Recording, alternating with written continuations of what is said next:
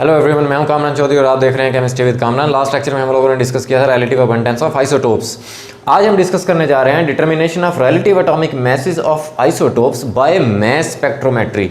Mass spectrometry के through आप different isotopes के मैसेज कैलकुलेट कर सकते हैं, राइट। अब इस लेक्चर को हम लोग 4 पॉइंट्स में कवर करेंगे। वो पॉइंट्स कौन कौन से हैं वो मैं आपको बता देता हूँ। जो पहला पॉइंट हम कवर करेंगे वो है मास स्पेक्ट्रोमीटर को हम डिफाइन करेंगे कि मास स्पेक्ट्रोमीटर क्या होता है, ठीक है। दूसरे पॉइंट में हम देखेंगे मास स्पेक्ट्रोमीटर की construction and working. Third point में हम लोग टाइप्स ऑफ मास स्पेक्ट्रोमीटर को डिस्कस करेंगे। 2 टाइप्स बेसिकली हम डिस्कस करेंगे मास स्पेक्ट्रोमीटर पे, ठीक है। फाइनली फोर्थ पॉइंट में हम लोग प्रॉपर एक्सप्लेनेशन देखेंगे मास स्पेक्ट्रोमीटर की, राइट। सो इस तरह से 4 पॉइंट्स में हम ये लेक्चर कवर करेंगे।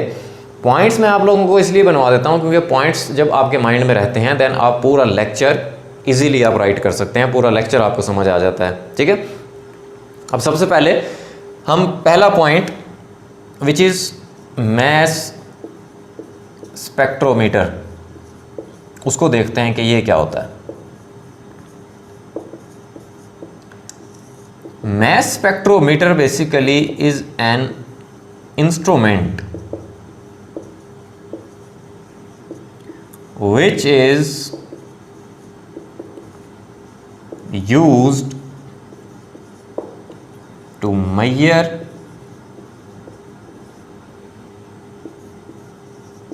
the exact masses of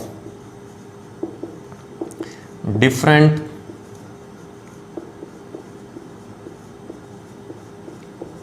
isotopes of element.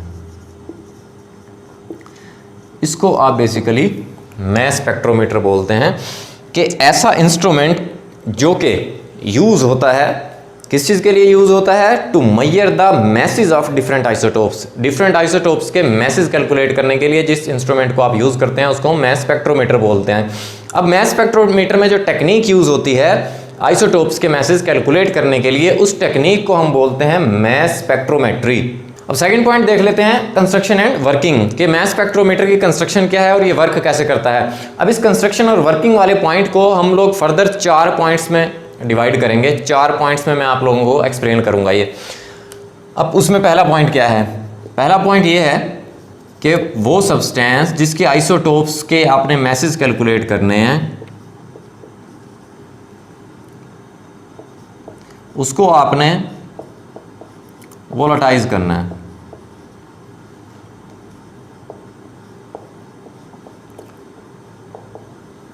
In vaporisation chamber. अब वोलेटाइज का क्या मतलब है कि आपने वो सब्सटेंस जिसके आपने आइसोटोप्स के मैसेज कैलकुलेट करने हैं उसको सबसे पहले आपने वेपर्स में कन्वर्ट करना है, राइट। अब ये वेपर्स में जो आप कन्वर्ट करने का जो काम कर रहे होते हैं ये बेसिकली आप वेपराइजेशन चैम्बर में कर रहे होते हैं। अगर आप यहाँ पे डायग्राम देखें मास स्पेक्ट्रोमीटर में, सो ये जो फर्स्ट चैम्बर होता है, ठीक है, इसको आप वेपराइजेशन चैम्बर बोलते हैं। इसमें आप क्या कर रहे होते हैं, सब्सटेंस को वेपर्स में कन्वर्ट कर रहे होते हैं, उसको वोलेटाइज कर रहे होते हैं, राइट। जो सेकेंड पॉइंट है वो क्या है, देन वोलेटाइज करने के बाद आपने क्या करना है, उस सब्सटेंस को आपने आयोनाइज करना है, आयंस में कन्वर्ट करना है with the help of high beam electrons. अब ये जो काम कर रहे होते हैं ना आप, ये आप काम कर रहे होते हैं आयोनाइजेशन चैम्बर में।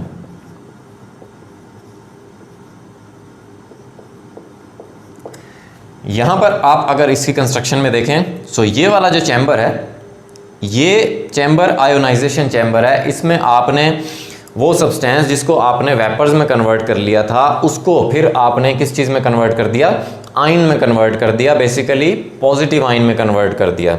ठीक है, जब इलेक्ट्रॉन किसी भी गैसियस एटम से टकराते हैं देन वो क्या करेंगे, उसके जो वैलेंस शेल का जो इलेक्ट्रॉन है उसको वो क्या कर देगा, रिमूव कर देगा और उसको पॉजिटिव आयन में कन्वर्ट कर देगा। राइट। अच्छा, ये काम करने के बाद फिर थर्ड पॉइंट में आपने क्या करना है, जो पॉजिटिव आयन आपने बना लिया है उनको फिर आपने एक्सेलरेट करवाना है, मीन्स के स्पीड अप करना है उनको।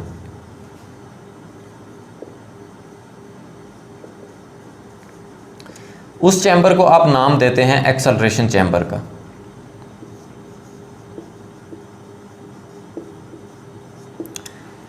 ये यहां पर आपको जो ये चैम्बर नजर आ रहा है ये वाला, ठीक है, इसको आप क्या नाम देते हैं, एक्सेलरेशन चैम्बर का। वो गैसियस एटम्स जिनको आपने आयंस में कन्वर्ट कर लिया था अब उनको आप पास करवा रहे हैं कहां से, एक्सेलरेशन चैम्बर से, उनको आपने एक्सेलरेट करवा दिया, मींस के स्पीड अप कर दिया। नेक्स्ट फिर क्या काम करना है आपने, नेक्स्ट आपने ये काम करना है कि आयंस को आपने सेपरेट करना है। आयंस आर सेपरेटेड किस बेस पे, ऑन द बेसिस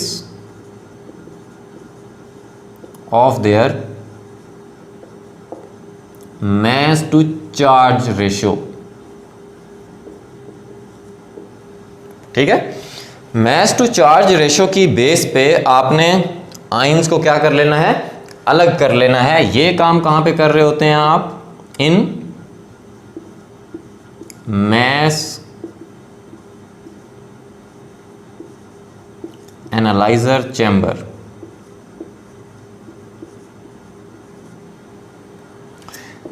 ये जो आपको चैम्बर नज़र आ रहा है ये बेसिकली मैस एनालाइजर चैम्बर है।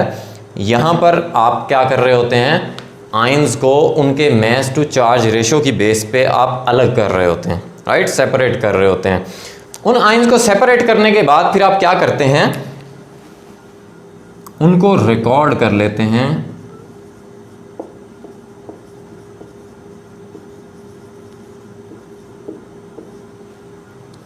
in the forms of peaks, जिसको आप क्या बोलते हैं, मैस स्पेक्ट्रम बोलते हैं। अब ये मैस स्पेक्ट्रम ऐसा ग्राफ होता है जिसमें आप एक्स एक्सिस पे ले रहे होते हैं mass to charge ratio value, means के मैसेस ऑफ द आयंस, और वाई एक्सिस पे आप क्या ले रहे होते हैं, परसेंटेज, नंबर ऑफ आयंस ले रहे होते हैं। ठीक हो गया। अब एक चीज़ मैं आपको यहाँ पर क्लियर कर दूँ कि देखें, अभी हम आप कुछ स्टूडेंट्स बार बार क्वेश्चंस भी करते हैं, आपके भी माइंड में आ रहा होगा शायद, कि बात कर रहे हैं हम रिलेटिव एटॉमिक मैसेज की, मैसेज हम कैलकुलेट कर रहे हैं आइसोटोप्स के, बट बार बार मैं आपको कह रहा हूँ कि मैस टू चार्ज रेशो की बेस पे हम आयंस को सेपरेट करते हैं, mass to charge ratio value calculate करते हैं। ठीक है, अब देखें, mass to charge ratio value होती है जब आप किसी भी आयन के मैस को आप उसके चार्ज से डिवाइड कर देते हैं। ठीक है, अब आप देखें ज़रा, किसी भी आयन के मैस को जब आप +1 से डिवाइड करेंगे, फाइनली जो आपका आंसर आएगा वो क्या आएगा, मैस ही आएगा ना, आयन का मैस ही आएगा। सो यहाँ पर जो हम आयंस यूज़ कर रहे हैं वो क्या है, पॉजिटिवली चार्ज आयन है, उस पर +1 चार्ज है। ठीक है, so mass to charge ratio value will be equal to the message of the ions. ठीक है, तो ये पॉइंट भी आप लोगों को क्लियर हो गया होगा। आप थर्ड पॉइंट पे आते हैं जो कि टाइप्स ऑफ मैस स्पेक्ट्रोमीटर। अब आपकी वैसे तो मैस स्पेक्ट्रोमीटर की बहुत ज़्यादा टाइप्स होती हैं, बट आपकी बुक में 2 टाइप्स मेंशन है जो कि एस्टन्स मैस स्पेक्ट्रोमीटर और डेम्स्टर मैस स्पेक्ट्रोमीटर है। अब एस्टन्स मैस स्पेक्ट्रोमीटर क्या होता है, इसको देख लेते हैं। अब ये थोड़ा सा ध्यान में रखिएगा कि ये एस्टन्स मैस स्पेक्ट्रोग्राफ है। ठीक है, मीटर नहीं है। इसका भी मैं आपको बताता हूँ ये ग्राफ और मीटर में क्या डिफरेंस होता है। एस्टन्स मैस स्पेक्ट्रोग्राफ जो है वो किस लिए डिज़ाइन किया गया था, it was designed to identify the the isotopes of an element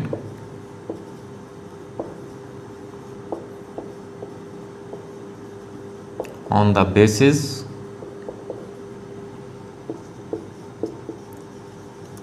of their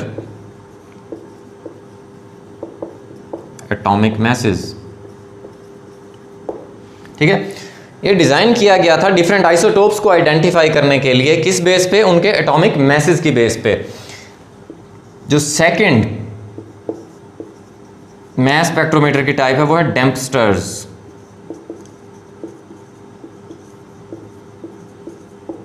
mess spectrometer.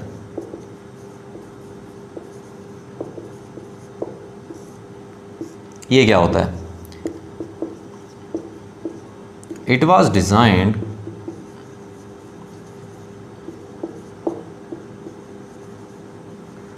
to identify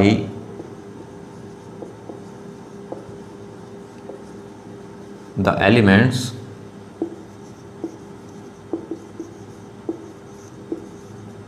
which were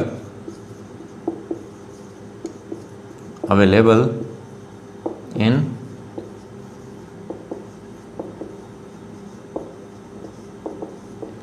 solid state.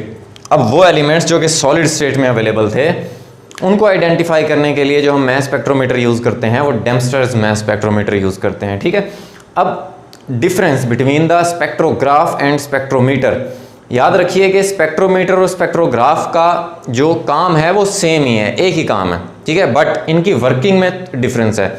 वो वर्किंग में क्या डिफरेंस है थोड़ा सा मैं आपको बता देता हूँ कि स्पेक्ट्रोग्राफ जो काम करता है वो एक ही सीक्वेंस से काम करता है, एक ही स्टेप में सारे काम कर रहा होता है। ठीक है, जबकि मैस स्पेक्ट्रोमीटर जो है वो 1 by 1 मतलब स्टेप बाय स्टेप काम कर रहा होता है। राइट, सो ये छोटा सा डिफरेंस होता है मैस स्पेक्ट्रोग्राफ में और मैस स्पेक्ट्रोमीटर में। अब हम देख लेते हैं मैस स्पेक्ट्रोमीटर की एक्सप्लेनेशन में आपने वही 4 पॉइंट्स याद करने हैं जो कि हम ऑलरेडी सेकंड पॉइंट में कंस्ट्रक्शन और वर्किंग में डिफाइन कर चुके हैं।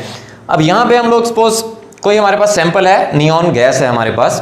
पहला काम आपने वही करना है कि कोई भी आपके पास सब्सटेंस है उसको वोलेटाइज करना है, उसको वेपर्स में कन्वर्ट करना है। राइट, अब वो जो वेपर प्रेशर है वेपराइजेशन चैम्बर में आपने उसको लो रखना है,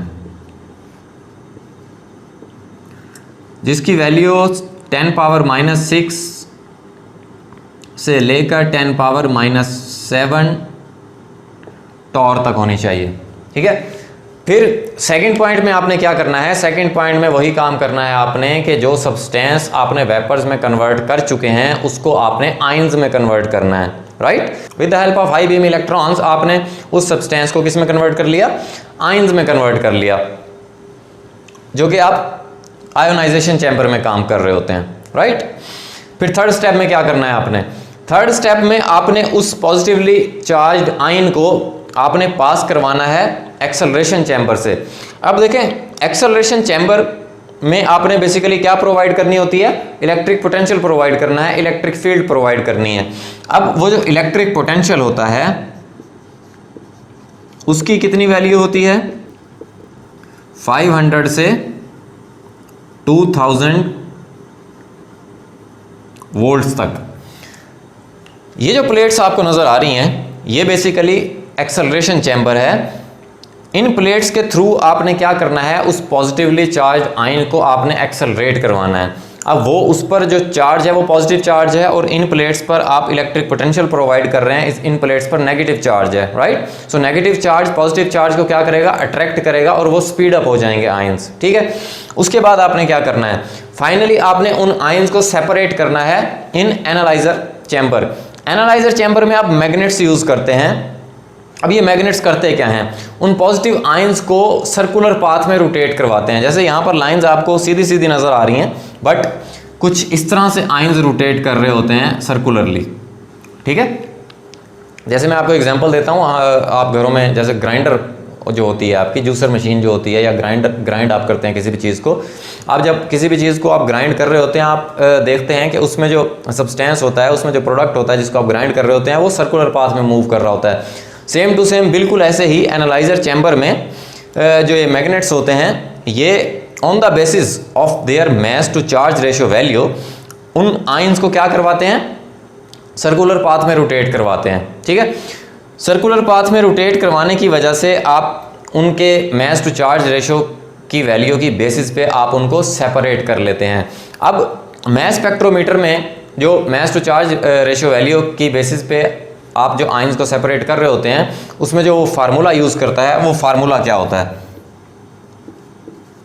वो फार्मूला होता है h²r डिवाइडेड बाय 2e। अब इसमें ये h क्या है, h है मैग्नेटिक फील्ड,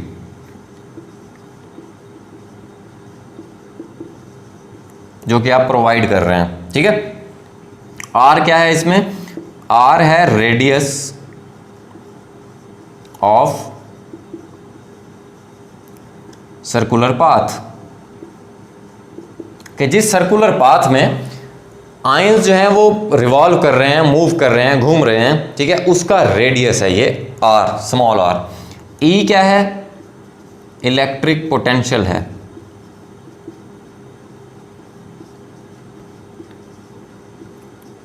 ठीक हो गया, जो कि आप प्रोवाइड कर रहे हैं 500 से लेकर 2000 वोल्ट्स के दरमियान। ठीक है, अब आप देखें ज़रा कि अगर आप इस फार्मूले पे गौर करें, ये जो H है मैग्नेटिक फील्ड, आपने एक बार जो परमानेंट मैग्नेट्स यूज़ कर लिए ड्यूरिंग एक्सपेरिमेंट, उनको फिर आप चेंज नहीं कर सकते, मैग्नेटिक फील्ड को चेंज नहीं कर सकते एक एक्सपेरिमेंट के दौरान, राइट।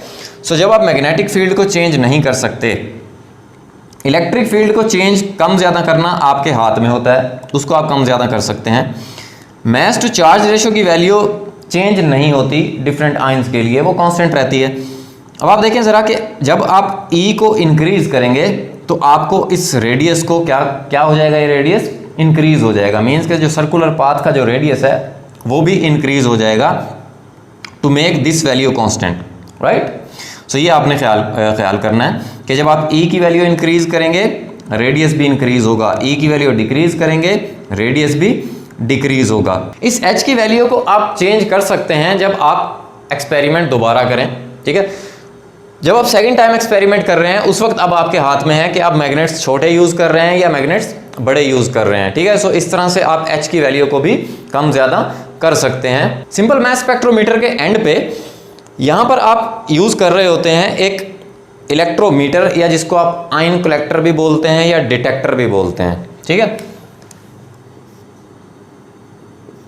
आयन कलेक्टर या जिसको आप क्या बोलते हैं, इलेक्ट्रोमीटर या डिटेक्टर। अब इस आयन कलेक्टर या इलेक्ट्रोमीटर का क्या काम होता है, बेसिकली इस आयन कलेक्टर का काम होता है, जैसे नाम से रिप्रेजेंट हो रहा है, आयंस को कलेक्ट करना।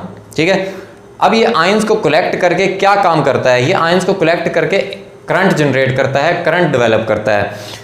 अब जैसे जैसे आयंस ये कलेक्ट करता जाता है, हर आयन के कलेक्शन पर उसके रिजल्ट में माइन्यूट सा करंट जनरेट होता है, माइन्यूट सा करंट डेवलप होता है। सो एट द एंड आप क्या करते हैं, तमाम के तमाम जब आयंस कलेक्ट हो जाते हैं आप उस करंट की वैल्यू को मेजर कर लेते हैं, राइट। करंट की स्ट्रेंथ मेजर कर लेते हैं। फिर आप क्या करते हैं, सेम एक्सपेरिमेंट आप परफॉर्म करवाते हैं, किसको लेकर, वो कार्बन का आइसोटोप जिसका मास एग्जैक्टली 12 होता है, उसको लेकर आप सेम एक्सपेरिमेंट परफॉर्म करवाते हैं। उसके रिजल्ट में जो करंट की स्ट्रेंथ मेजर की जाती है उससे फिर आप कंपेयर कर लेते हैं। इस तरह से मास टू चार्ज रेशियो की वैल्यू कैलकुलेट कर लेते हैं, मैसेज ऑफ आइसोटोप्स की वैल्यू कैलकुलेट कर लेते हैं, राइट। मॉडर्न स्पेक्ट्रोमीटर में क्या होता है, मॉडर्न स्पेक्ट्रोमीटर में ये जो डिटेक्टर होता है ये उस करंट को, इलेक्ट्रिक करंट की जो अमाउंट होती है उसको क्या करता है, ये एम्पलीफाई करता है। उसको एम्पलीफाई करने के बाद ये भेज देता है रिकॉर्डर में।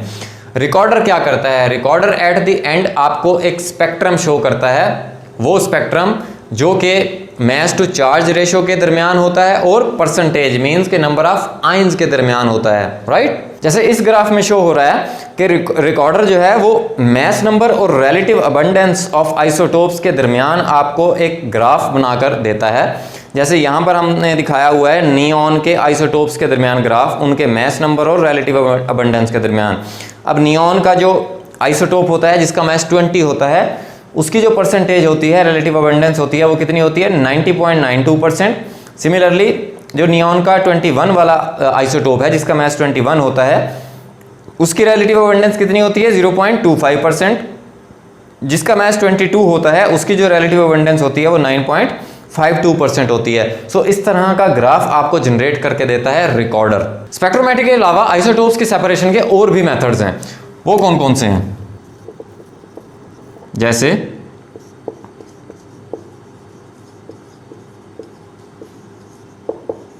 Gaseous diffusion,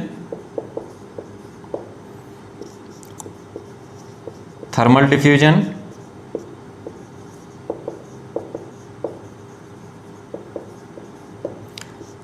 distillation,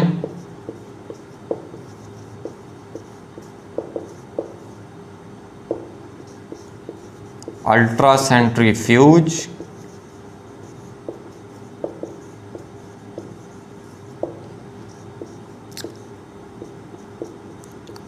electromagnetic separation,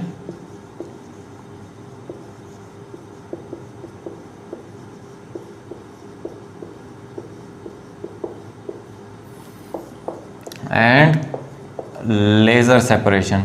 so इस तरह के डिफरेंट मेथड्स हैं जिनकी मदद से आप डिफरेंट आइसोटोप्स को क्या कर सकते हैं, सेपरेट आउट कर सकते हैं। सो फाइनली आपका मास स्पेक्ट्रोमेट्री का जो टॉपिक है वो खत्म हुआ। अगर आपको वीडियो पसंद आई है देन चैनल को सब्सक्राइब करें, वीडियो को लाइक करें और शेयर करें। अगर आप लोगों का कोई क्वेश्चन है देन आप मुझसे कमेंट सेक्शन में पूछ सकते हैं या मुझे आप पर्सनल ईमेल भी कर सकते हैं, राइट।